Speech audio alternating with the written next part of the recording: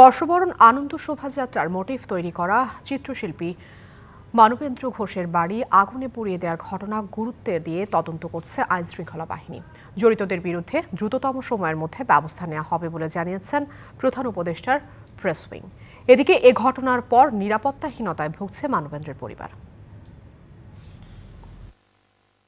পহেলা বৈশাখে ঢাকা বিশ্ববিদ্যালয়ের চারুকলার বর্ষবরণ আনন্দ শোভাযাত্রার জন্য বাঘের মোটিভ তৈরি করেছিলেন চিত্রশিল্পী মানবেন্দ্র ঘোষ।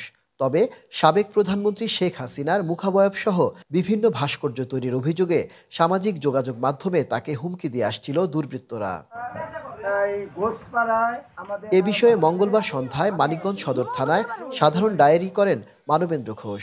রাতেই আগুন দেওয়া হয় তার বাড়িতে। পুড়ে গেছে বাড়িসহ নিজের তৈরি অনেক মূল্যবান চিত্রকর্ম। না, ওইটার সাথে আমি সম্পৃক্ত ছিলাম না। 2003-04 সালের পরের এই যাবৎকালের যত শিল্পকর্ম তার অধিকাংশই এখানে আসলে স্টোরেজ করা ছিল বিভিন্নভাবে। অপূরণীয় ক্ষতি। কারণ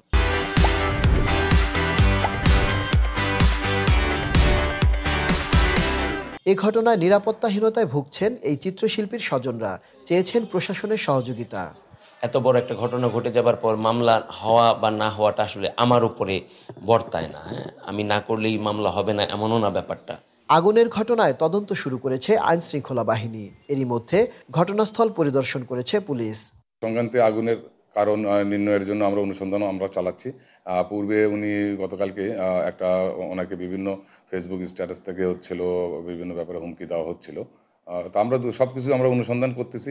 জড়িত সবাইকে আইনের আওতায় আনার কথা জানিয়েছে প্রধান উপদেষ্টার প্রেস উইং। ব্যবস্থা নেয়ার কথা জানিয়েছেন সংস্কৃতি বিষয়ক উপদেষ্টা মোস্তফা সরোয়ার ফারুকিও। Ashraful Alam Liton, DBC news, Manikganj.